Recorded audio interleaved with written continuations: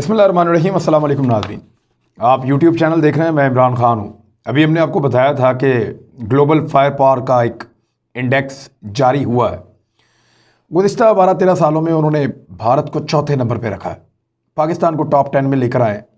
लेकिन वो भारत जो 13 साल से चौथे नंबर पे है, अब ज़रा उसकी फ़ौज की आप हालत देखें और उसकी रियासत की आप सूरत हाल देखें। मैं आपको एक तस्वीर दिखा रहा हूँ। ये जो तस्वीर है इसको आप ज़रा गौर से देखें। ये तस्वीर आपको जो इलाका है, ये लाइन ऑफ एक्चुअल कंट्रोल के भारत वाली साइड पे है। जो लाइन ऑफ एक्चुअल कंट्रोल है, जो चीन और भारत के दरमियान एक सरहदी इलाका है और एक लाइन ऑफ एक्चुअल कंट्रोल बनी हुई है कि यहाँ पे फौजें रुक जाएंगी और इससे आगे कोई नहीं बढ़ेगा। डिस्प्यूटेड एरियाज़ हैं, लेकिन इसके बावजूद ये लाइन मौजूद है। और ना सिर्फ ये लाइन मौजूद है, बल्कि यहाँ पे एक और लाइन मौजूद है जिसको मैकमोहन लाइन कहते हैं। ये मैकमोहन लाइन क्या है, ज़रा आप समझ लें इसको। ये सर हेनरी मैकमोहन थे, जो यहाँ पे जब ब्रिटिश रूल हुआ करता था इस खित्ते में, बरतानिया की हुकूमत थी, तो उन्होंने एक लाइन ड्रॉ की थी 1913-1914 में, आज से 106 या 160 साल पहले। तो वो जो लाइन थी वो मैकमोहन लाइन कहलाती है। वो लाइन तिब्बत को, जो ब्रिटिश रूल के ज़ेरे असर आने वाले इलाके थे, उनसे अलग करती थी। ये लाइन आज भी मौजूद है, इसको मैकमोहन लाइन कहते हैं। और मैकमोहन लाइन के इस तरफ वाले जितने इलाके हैं इंडिया वाली साइड पे, इंडिया क्लेम करता है कि ये हमारा इलाका है, जबकि उस तरफ के जो इलाके हैं वो तिब्बत है, उसको भी वो चीन का इलाका नहीं मानता। लेकिन चीन उसको कंट्रोल कर रहा है, चीन वहाँ पर बैठा है। चीन का वहाँ अमली तौर पर मौजूद होना इस बात का सबूत है कि वो अब चीन है। लेकिन भारत मैकमोहन लाइन के इस तरफ हमेशा से ये कहता रहा है कि ये भारत है, और वहीं पे लाइन ऑफ एक्चुअल कंट्रोल भी मौजूद है। अब ज़रा एक तस्वीर आप देखें। ये मैं आपको तस्वीर दिखा रहा हूँ 2019 की। 2019 की ये तस्वीर है। जब आप इसको गौर से देखते हैं तो आपको इसमें क्या नज़र आ रहा है?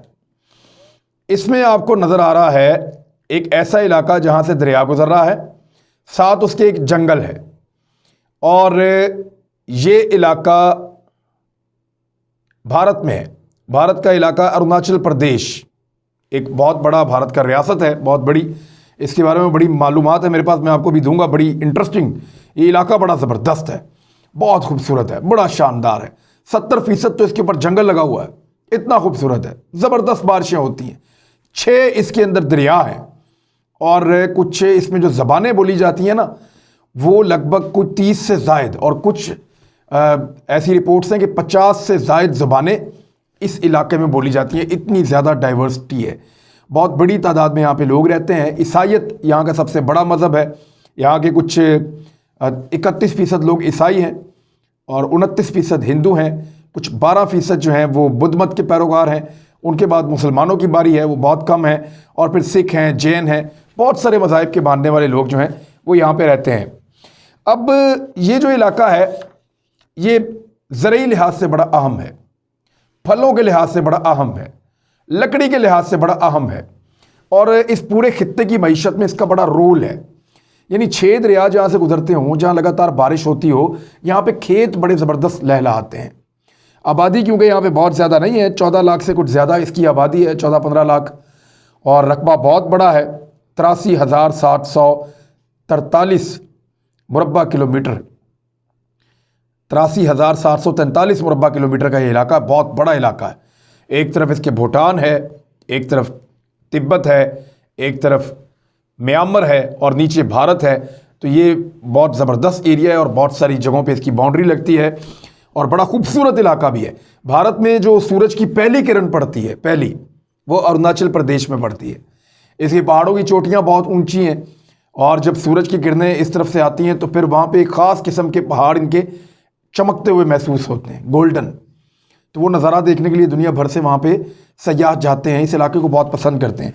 चीन शुरू से कहता है ये हमारा इलाका है, ये तिब्बत का हिस्सा है, और ये साउथ तिब्बत है, यानी जनूबी तिब्बत चीन इसको कहता है। हमारे जैसे लोग हैं, हमारे जैसा मज़हब है, हमारी तरह दिखते हैं, हमारी तरह बोलते हैं, तो ये तिब्बत का इलाका है, और तिब्बत हमारा है तो ये भी हमारा है। तो अरुणाचल प्रदेश को लेकर भारत और चीन के दरमियान लड़ाई रहती है, और अक्सर लड़ाई रहती है। यहाँ स्टैंड ऑफ भी होता रहा दोनों फौजियों का, आमने सामने आगे फौजें खड़ी भी होती रही हैं, लेकिन भारत को एक बड़ी खौफनाक शिकस्त हुई है। कहने को दुनिया की चौथी बड़ी फौज, चौथी तगड़ी फौज, फायर पावर इनके पास बहुत ज़्यादा है, लेकिन एक बड़ी ज़बरदस्त शिकस्त इनको हुई है। और 1959 से ये इलाका मुकम्मल तौर पे भारत के कंट्रोल में है। हालांकि 1962 की जंग में चीन बहुत अंदर तक घुस आया था, आधे से ज़्यादा अरुणाचल प्रदेश वो ले गया था, लेकिन बाद में एक हुकूमत अमली के तहत चीन ने इस इलाके को खाली किया था।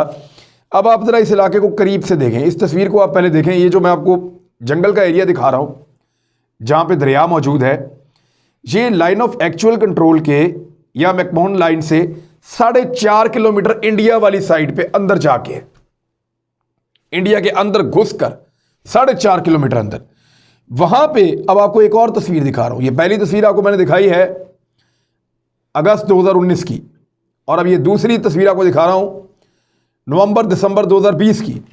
इस तस्वीर में आप देखिए तो दरिया वहीं से गुजर रहा है और दूसरा दरिया भी वहीं से, जो उसकी पतली लकीर है, वहीं से आ रही है, और जंगल वैसे ही मौजूद है, कुछ जंगल कटा है थोड़ा बहुत, और बाकी वहाँ पे एक गांव बड़ा ज़बरदस्त किस्म का आबाद है। एक साल के अंदर एक ज़बरदस्त गांव आबाद कर दिया चाइना ने यहाँ पे। इस गांव के अंदर 101 घर हैं और साथ ही यहाँ पे एक फ़ौज की एक बड़ी शानदार, बड़ी ऑर्गेनाइज किस्म की पोस्ट मौजूद है, एक फॉरवर्ड पोस्ट जो भारत के फ़ौजियों को रोकने के लिए बनाई गई है। तो भारत को तो बड़ा जोम था अपनी ताकत पे, लाइन ऑफ एक्चुअल कंट्रोल तो बहुत पीछे रह गई, और चाइना 4.5 किलोमीटर अंदर आने के बाद एक बहुत अहम और दिफाई नुक्ता नज़र से बड़ी ज़बरदस्त जगह के ऊपर बहुत बड़ा गांव उसने तामीर कर लिया है। अब 101 घरों पर मुश्तमिल गांव और एक बड़ी फौजी पोस्ट दरिया के किनारे एक खूबसूरत वादी के अंदर चाइना ने अपना गांव जो है वो बसा भी दिया है, और भारत को पता भी नहीं चला। भारत को कैसे पता चला? ये एक भारत के एमपी हैं अरुणाचल प्रदेश से, इनका ताल्लुक है बीजेपी से, तापिर गांव इनका नाम है। ये तापिर गांव है, इन्होंने पार्लियामान में एक स्टेटमेंट भी दिया और नरेंद्र मोदी को एक खत भी लिखा, और उसमें इन्होंने बताया कि 50 से 60 किलोमीटर का हमारा इलाका वो ले गए हैं, जिन इलाकों में आप भारतीय फौजियों की तैनाती कर रहे हैं, कागजों में लिखकर कि ये फौजी, ये कमांडर उस इलाके को देखेगा, ये उधर देखेगा, वो इलाके तो हमारे पास है ही नहीं। ये फौजी आप कहाँ भेज रहे हैं या एडमिनिस्ट्रेशन की तैनातियां आप कहाँ कर रहे हैं? वो इलाके तो चाइना लेकर चला गया। खूबसूरत तरीन इलाके हैं, दिफाई नुक्ता नज़र से बड़े अहम हैं, और बड़ी तेज़ी से चाइना जिन्नों की तरह कंस्ट्रक्शन करता है, बड़ी तेज़ी से उसने ये सारी कंस्ट्रक्शन की है और सारे इस इलाके को काबू कर लिया है। ये जो दरिया है इसको कहते हैं रिवर सारी चू, ये नाम भी वो कुछ उनका मिलता जुलता, उनकी ज़बानें मिलती जुलती हैं, तो सारी चू नाम है इस रिवर का, और उसके किनारे पर यह गांव तामीर किया गया है। भारत ने इसके बदले में बड़ा शानदार कारनामा किया है। उन्होंने न्यू दिल्ली ने बीजिंग को एक मुरासला भिजवाया है एहतजाजी कि आपने ये गांव क्यों बनाया। बस इतना ही कर सकता है भारत और भारत की फ़ौज। और भारत के एक जो एक्सपर्ट हैं, स्ट्रेटेजिक अफेयर्स के एक्सपर्ट हैं, डॉक्टर ब्रह्मा चेलाने, इनका स्टेटमेंट बड़ा इंपॉर्टेंट है, मैं आपको पढ़ के सुनाता हूँ। एनडीटीवी में ही इनका स्टेटमेंट आया, और बाकायदा इनका जो स्टेटमेंट है, इन्होंने कहा China is opening another front against India by taking it's सलामी slicing tactics to Arunachal Pradesh. ये जो स्लाइसिंग टैक्टिस होता है ना, इसको कहते हैं कि रफ्ता रफ्ता धीरे धीरे कोई ताकतवर दुश्मन जो है वो एरिया कंट्रोल करता जाता है, टेरिटरी हासिल करता जाता है।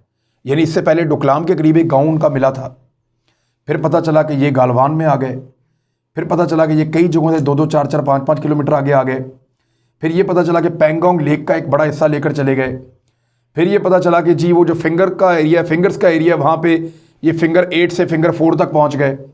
तो इस तरह वो आगे बढ़ते बढ़ते कभी 2 किलोमीटर 4 किलोमीटर आगे आते हैं, तो ग्रेजुअली वो जो ताकतवर दुश्मन होता है वो स्लाइसिंग टैक्टिस के ज़रिए से आहिस्ता आहिस्ता आपसे इलाका छीनता रहता है। तो ये वो तरीका है जिसको इस वक्त चाइना ने अडॉप्ट किया हुआ है। डॉक्टर ब्रह्मा चेलाने के मुताबिक वो ये कह रहे हैं, it's encroachment on an area that clearly falls within India, और ये इंडिया के अंदर एक इलाका है जिस पे कब्जा किया गया है चाइना की जानिब से और चाइना अपनी स्ट्रेटजी पे कामयाबी के साथ काम कर रहा है, ये भारतीय एक्सपर्ट कह रहे हैं। अब एक जो ट्वीट है वो शशि थरूर ने किया है, उनका ट्वीट जो है वो बड़ा इंपॉर्टेंट है, मैं पढ़ के आपको बता देता हूँ।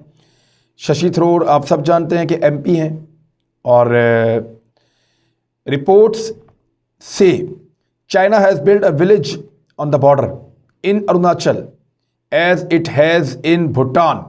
कह रहे हैं जैसे जैसे मैंने आपको बताया कि भूटान में उन्होंने जैसे बनाया वैसे ही उन्होंने अरुणाचल प्रदेश में भी एक गांव ताबीर कर लिया है और इसकी रिपोर्ट्स वो कह रहे हैं बता रही हैं। फिर उन्होंने कहा कि would our prime minister be invited to do yet another zoom inauguration for this new border infrastructure project. वे कह रहे हैं क्या हमारे वज़ीर आज़म को मदऊ किया जाएगा या दावत दी जाएगी इस गांव के इफ्तिताह के लिए, जैसे कि पहले वो इफ्तिताह करने के बड़े शौकीन हैं, तो क्या इस इफ्तिताह के लिए भी हमारे वज़ीर आज़म को नरेंद्र मोदी को दावत दी जाएगी।